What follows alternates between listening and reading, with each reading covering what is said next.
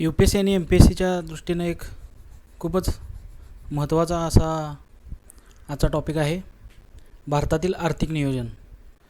भारताला स्वातंत्र्य 1947 साली मिळालं आणि त्याच्यानंतर देशाची झालेली फाळणी आणि आलेले निर्वासित हा जो एक गंभीर प्रश्न सरकारपुढे उभा राहिला, त्याच्यातून मार्गक्रमण करत अर्थव्यवस्थेला आर्थिक स्थैर्य प्राप्त करून देणे, अर्थव्यवस्था स्वावलंबी करणे आणि आर्थिक नियोजन करून भविष्यात देशाची वाटचाल सुरू करणे हे खूप मोठे आव्हान होते.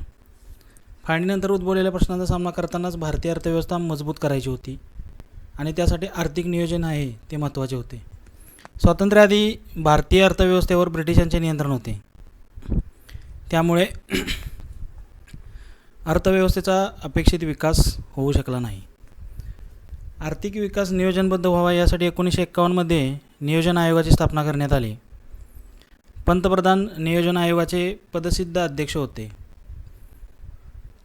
याच्यावर खूप परीक्षेमध्ये प्रश्नसुद्धा विचारलेला आहे की नियोजन आयोगाचे पदसिद्ध अध्यक्ष कोण असतात. तर इथे लक्षात घेण्यासारखी बाब आहे की नियोजन आयोगाचे पदसिद्ध अध्यक्ष हे पंतप्रधान असतात. आर्थिक नियोजनात इच्छित विकास दर साध्य करणे, विकासाच्या समान संधी उपलब्ध करून देणे आणि अर्थव्यवस्था स्वयंपूर्ण करणे हे महत्त्वाचे मुद्दे होते. दीर्घ मुदतीची काही उद्दिष्टे पूर्ण करण्यासाठी पंचवार्षिक योजना आखली गेली. योजनेची आखणी आणि अंमलबजावणी ही नियोजन आयोगाच्या माध्यमातून पार पडली. भारतातील नियोजित आर्थिक विकास आहे त्याची उद्दिष्टे काय आहेत ते आपण आता पाहूया. याच्यामधलं सर्वात महत्त्वाचं उद्दिष्ट म्हणजे अर्थव्यवस्थेला आत्मनिर्भरता प्राप्त करून देणे. म्हणजे अर्थव्यवस्था जी आयातक्षम होती ती निर्यातक्षम अर्थव्यवस्थेत त्याचं रूपांतर करणे, यासाठी शेतीचा आणि उद्योगधंद्यांचा विकास करणे. त्याच्यानंतर सामाजिक न्याय, समाजातील वेगवेगळ्या स्तरात वेगवेगळा उत्पन्न गट आहेत, या सर्वांना एकत्र घेऊन सामाजिक न्याय प्रस्थापित करणे. त्याच्यानंतर अर्थव्यवस्थेचे आधुनिकीकरण करणे आणि आर्थिक स्थैर्य प्राप्त करणे ही महत्त्वाची उद्दिष्टे नियोजित आर्थिक विकासामध्ये होती. सर्वप्रथम पंचवार्षिक योजनांचा जो प्रयोग आहे तो सोव्हिएत युनियनमध्ये म्हणजे USSR सुरू करण्यात आला. नंतर बऱ्याच देशांनी या प्रकारचे मॉडेल वापरून आपल्या देशात आर्थिक नियोजन केले. भारतीय अर्थव्यवस्था ही मिश्र प्रकारची अर्थव्यवस्था होती. भारताने सुद्धा पंचवार्षिक योजनांचा स्वीकार करून आपल्या आर्थिक नियोजनाचा मार्ग सुकर केला. पंचवार्षिक योजनांमध्ये कृषी विकास, औद्योगिक विकास, रोजगार निर्मिती, दारिद्र्य निर्मूलन, सामाजिक सेवा या अशा क्षेत्रावर लक्ष केंद्रित करण्यात आले.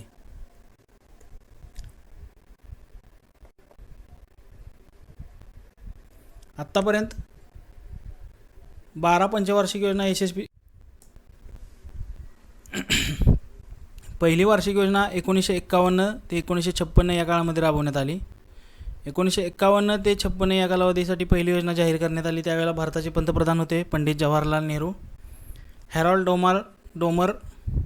डोमर मॉडेलवर आधारित प्राथमिक क्षेत्रावर विशेष भर असणारी ही योजना होती. आता याच्यामध्ये सुद्धा प्रश्न येऊ शकतो की पहिल्या पंचवार्षिक योजनेचा मुख्यतः भर कशावर होता. तर याचं उत्तर आहे प्राथमिक क्षेत्रावर मुख्यतः भर होता. त्याच्यानंतर शेती, जलसिंचन आणि ऊर्जा या क्षेत्रात विकास करण्याचे ध्येय ठेवले होते आणि शेतीचा आणि जलसिंचनाचा विकास करण्यासाठी भाकरा नांगल, दामोदर खोरे प्रकल्प, हिरागुड प्रकल्प यासारखे अनेक जलसिंचन प्रकल्प त्यावेळेला हाती घेण्यात आले पहिल्या योजनेच्या अंतर्गत. सुरुवातीस योजनेचा आकार हा 2069 कोटी रुपयांचा होता आणि नंतर त्यात वाढ करून प्रस्तावित खर्च 2378 कोटी रुपये करण्यात आला. वाढीचा उद्दिष्ट दर होता 2.1% आणि वास्तविक दर राहिला 3.6% असा. आता पुढची योजना आहे दुसरी पंचवार्षिक योजना, जी 1956 ते 1961 या कालावधीमध्ये जाहीर करण्यात आली, या कालावधीमध्ये मांडली गेली. पहिल्या पंचवार्षिक योजनेच्या यशानंतर दुसरी पंचवार्षिक योजना 1956 या कालावधीसाठी घोषित करण्यात आली. सार्वजनिक क्षेत्र आणि जलद औद्योगिक विकास यावर विशेष भर देण्यात आला या योजनेमध्ये. ही योजना जी आहे ती महालनोबिस मॉडेलवर आहे. पहिली योजना होती ती हेरॉल्ड डोमर मॉडेलवर आधारित होती दुसरी पंचवार्षिक योजना आहे ती महालनोबिस मॉडेलवर आधारित आहे. योजनेची उद्दिष्ट होती देशातील जीवनमान उंचावण्यासाठी राष्ट्रीय उत्पन्नामध्ये उल्लेखनीय वाढ करणे, मूलभूत आणि अवजड उद्योगांच्या विकासावर विशेष भर देऊन वेगवान औद्योगिकीकरण, रोजगाराच्या संधींचा मोठा विस्तार आणि उत्पन्न आणि संपत्तीमधील असमानता कमी करणे आणि आर्थिक शक्तीचे अधिक वितरण करणे. या योजनेअंतर्गत भिलाई, रूरकेला आणि दुर्गापूर येथे पोलाद प्रकल्प उभे केले. विकास दराचे उद्दिष्ट होते 4.5%, मात्र वास्तविक विकास दर राहिला 4.2% असा. तिसरी पंचवार्षिक योजना आहे. योजना कालावधी आहे याचा 1961 ते 1966. या योजनेदरम्यान 1962 चीनबरोबर युद्ध झाल्याने कृषी आणि मूलभूत उद्योगावर जो विशेष भर ठेवलेला होता या योजनेत, तो नाईलाजास्तव सरकारला त्याचा या योजनेचं लक्ष भारतीय सैन्यावर आणि संरक्षण उद्योगावर देण्यास भाग पाडले, कारण देशाची सुरक्षा ही महत्त्वाची होती. त्याच्यानंतर 1965 दुष्काळ पडला. 1965 पाकिस्तानबरोबर युद्ध झालं. या दुहेरी संकटामुळे ही योजना पूर्णपणे अपयशी ठरली असेच म्हणावे लागेल. 1965-66च्या दुष्काळामुळे देशात अन्नधान्याचे उत्पादन घटले आणि भविष्यात भारत अन्नधान्याच्या बाबतीत आत्मनिर्भर व्हावा ही एक गरज भासू लागली. आणि याच गरजेपोटी 1965 भारतीय अन्न महामंडळाची स्थापना करण्यात आली आणि त्याच्यानंतर हरित क्रांतीच्या दृष्टीने विचार देशामध्ये सुरू झाला. अन्नधान्याच्या आणि इतर वस्तूंच्या किमती वाढल्यामुळे 1966 रुपयाचे अवमूल्यन करण्यात आले. तिसऱ्या योजनेच्या अपयशानंतर संसाधनांचा अभाव, आर्थिक अस्थिर्य आणि युद्ध या कारणामुळे सरकारने चौथी योजना जाहीर केली नाही. त्याऐवजी 1966 ते 1969 या कालावधीला 3 वार्षिक योजना राबवल्या गेल्या. या 3 वर्षाच्या कालावधीला योजनेचा सुट्टीचा काल किंवा प्लॅन हॉलिडे असं सुद्धा म्हटलं गेलेलं आहे. या 1966 ते 1969 ज्या 3 वार्षिक योजना राबवल्या गेलेल्या आहेत, त्या तिन्ही वार्षिक योजनांमध्ये शेती आणि औद्योगिक विकास या क्षेत्रावर समान भर देण्यात आला होता. हरित क्रांती तंत्रज्ञानाचा वापर या 3 वर्षापासून या कालावधीपासूनच सुरू झाला. त्याच्यानंतर चौथी पंचवार्षिक योजना जी आहे ती 1969 जाहीर करण्यात आली. 1969 ते 1974 या कालावधीसाठी. योजनेची उद्दिष्ट होती वेगवान आर्थिक विकासासह समतुल्यता आणि सामाजिक न्यायावर भर. योजनेदरम्यान पंतप्रधान इंदिरा गांधी यांनी गरिबी हटावची घोषणा दिली गेली. याच्यामध्ये हा नेहमीचा ठरलेला प्रश्न आहे, काही परीक्षेत विचारला सुद्धा आहे की कोणत्या योजनेच्या दरम्यान इंदिरा गांधींनी गरिबी हटावची घोषणा दिली, किंवा असा सुद्धा प्रश्न विचारला जातो की चौथ्या पंचवार्षिक योजनेदरम्यान इंदिरा गांधी यांनी कोणती घोषणा दिली. तर ते लक्षात ठेवायचं आहे की गरिबी हटावची योजना ही चौथ्या पंचवार्षिक योजनेदरम्यान इंदिरा गांधी यांनी दिलेली होती. सार्वजनिक क्षेत्रासाठी प्रस्तावित खर्च या योजनेत 15,902 कोटी रुपयांचा ठेवला होता. आणि या योजना काळात 19 जुलै 1969 रोजी 14 बँकांचे राष्ट्रीयकरण करण्यात आले. हा सुद्धा महत्त्वाचा मुद्दा आहे. भरपूर परीक्षेत हा विचारला गेलेला आहे की 14 बँकांचे राष्ट्रीयकरण म्हणजे नॅशनलायझेशन जे आपण म्हणतो ते कोणत्या योजनेअंतर्गत करण्यात आलं किंवा कोणत्या साली करण्यात आलं किंवा त्याची तारीखसुद्धा विचारली जाते. तर लक्षात ठेवायचं आहे की 19 जुलै 1969 रोजी 14 बँकांचे राष्ट्रीयकरण करण्यात आले आणि 1974 साली पोखरण राजस्थान येथे भूमिगत अणुचाचणी घेण्यात आली. विकास दराचे उद्दिष्ट 5.6% होते, परंतु वास्तविक विकास दर 3.3% असा राहिला चौथ्या पंचवार्षिक योजनेत. पाचवी पंचवार्षिक योजना जी आहे ती 1974 ते 1978 या कालावधी राबवण्यात आली. याच्यात रोजगार निर्मिती, दारिद्र्य निर्मूलन यावर भर देण्यात आला होता. या योजनेत कृषी उत्पादन आणि संरक्षण क्षेत्रातील आत्मनिर्भरता यावर सुद्धा लक्ष केंद्रित केले गेले. विकास दराचे उद्दिष्ट 4.4% आणि वास्तविक विकास दर 8.8% असा राहिला. 1978 नवनिर्वाचित जनता सरकारने ही योजना नाकारली. नवीन निवडून आलेल्या सरकारने ही योजना नाकारून नवीन सरकती योजना, ज्याला आपण रोलिंग प्लॅन असे सुद्धा म्हणतो, ती लागू केली. रोलिंग प्लॅनमध्ये 3 योजनांचा समावेश होता. एक योजना होती चालू वर्षासाठी, दुसरी निश्चित वर्षासाठी जसे 4 किंवा 5 वर्षासाठी, आणि तिसरी योजना अशी दीर्घकालीन उद्दिष्टांची होती जी 15 वर्षासाठी म्हणू शकता तुम्ही. अशा प्रकारच्या 3 वेगवेगळ्या योजना होत्या. पुढे 1980 साली पुन्हा नवीन सरकार निवडून आलं. त्याने रोलिंग प्लॅन ही योजना नाकारून 6वी पंचवार्षिक योजना जाहीर केली 1980 ते 1985 या कालावधीसाठी. 1980 ते 1985 या कालावधीसाठी जी योजना 6वी जाहीर केली त्याच्यामध्ये अर्थव्यवस्थेच्या वाढीमध्ये महत्त्वपूर्ण संसाधने आणि त्यांची कार्यक्षमता वाढवणे आणि उत्पादकता वाढवणे यावर विशेष भर दिला गेला. अर्थव्यवस्थेचे आधुनिकीकरण आणि तांत्रिक आत्मनिर्भरता यांना बळकटी देणे, गरिबी आणि बेरोजगारीमध्ये घट करणे, स्वदेशी ऊर्जा स्रोतांचा वेगवान विकास या उद्दिष्टांसह ही योजना ठेवण्यात आली. कृषी आणि ग्रामीण विकासासाठी 1982 साली नाबार्डची स्थापना करण्यात आली, म्हणजेच राष्ट्रीय कृषी व ग्रामीण विकास bank, national bank for agriculture and rural development याची स्थापना 1982 साली 6व्या पंचवार्षिक योजनेअंतर्गत करण्यात आली होती. विकास दराचे उद्दिष्ट 5.2% होते आणि वास्तविक विकास दर राहिला 5.7% असा राहिला 6व्या योजनेअंतर्गत. त्याच्यानंतर 7वी पंचवार्षिक योजना जी आहे ती 1985 ते 1990 या कालावधीसाठी राबवण्यात आली. पंतप्रधान राजीव गांधी यांच्या नेतृत्वात या योजनेची आखणी आणि अंमलबजावणी करण्यात आली. या योजनेचे मुख्य उद्दिष्ट सामाजिक न्याय आणि त्या माध्यमातून वाढणारी आर्थिक उत्पादकता, रोजगार निर्मिती आणि अन्नधान्य उत्पादनात वाढ करणे, त्याबरोबरच आधुनिक तंत्रज्ञानाचा वापर. याच काळामध्ये संगणकाचा वापराला सुरुवात झाली असं म्हणता येईल. आधुनिक तंत्रज्ञानाचा वापर भारतात सुरू झाला. शेती विकास, दारिद्र्य निर्मूलन कार्यक्रम राबवणे या योजनेचे अर्थव्यवस्थेचे स्वावलंबन यावर भर देण्यात आला. विकास दर उद्दिष्ट 5% होते आणि वास्तविक विकास दर हा 6.01% राहिला. त्याच्यानंतर 8वी योजना 1990 ते 1995 या दरम्यान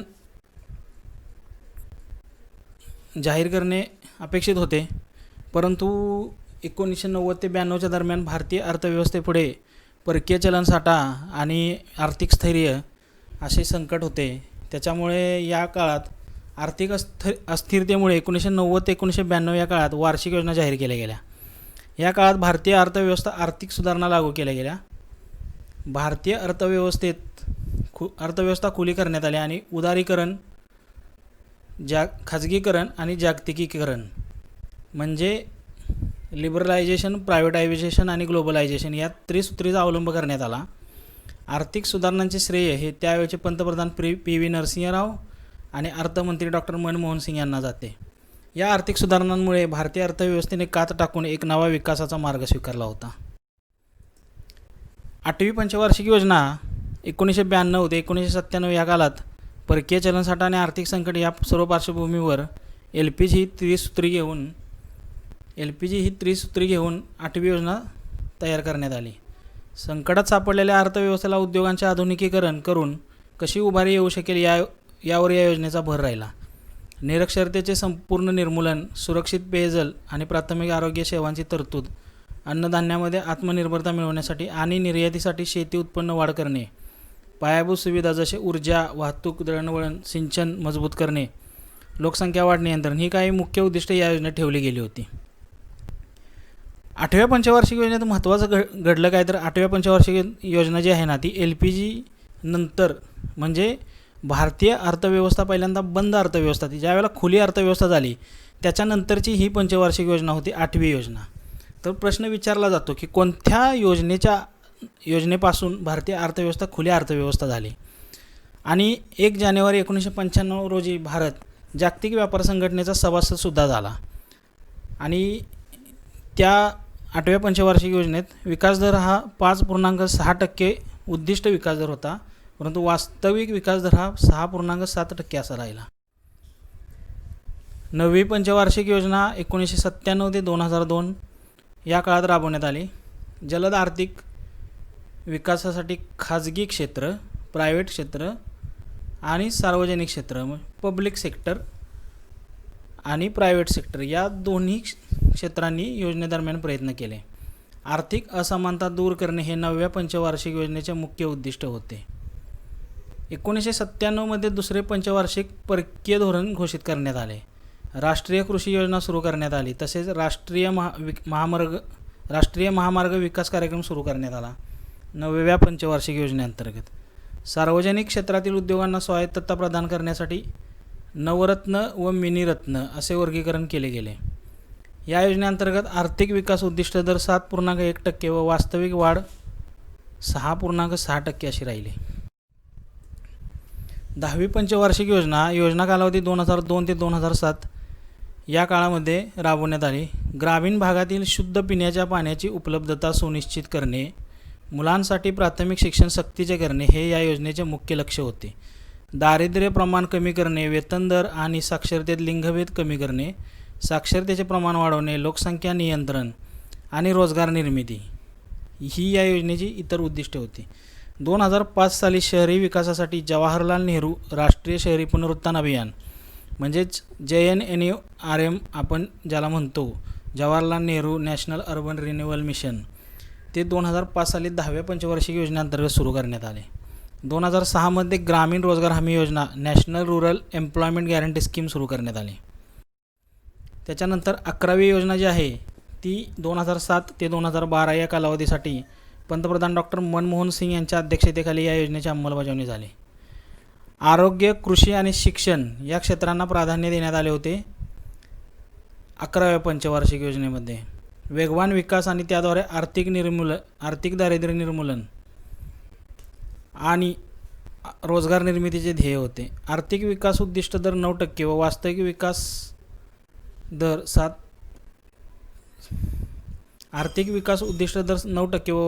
विकास दर 7.9% असा राहिला 11व्या पंचवार्षिक योजनेअंतर्गत. त्यानंतर 12वी पंचवार्षिक योजना आहे ती योजना कालावधी आहे 2012 ते 2017. 2012 ते 2017 या कालावधीसाठी घोषित केलेल्या या योजनेचा मुख्य भर वेगवान, टिकाऊ आणि अधिक समावेशक विकास यावर होता. या योजनेची मुख्य उद्दिष्टे गरिबी कमी करणे, राज्य आणि राज्यांतर्गत प्रादेशिक समानता आणणे, असमानता दूर करणे, रोजगाराच्या संधी निर्माण करणे, GDP विकास दराचे उद्दिष्ट 8% असे होते. अशा प्रकारे 12 पंचवार्षिक योजना आत्तापर्यंत राबवल्या गेलेल्या आहेत. तर याच्यामध्ये तुम्हाला कळून आलेलं असेल की प्रत्येक योजनेमध्ये रोजगार निर्मिती, त्याच्यानंतर दारिद्र्य निर्मूलन, त्याच्यानंतर औद्योगिक विकास, शेतीचा विकास हे ठरलेले मुद्दे आहेत. ते परीक्षा दृष्टीने लक्षात ठेवले पाहिजेत.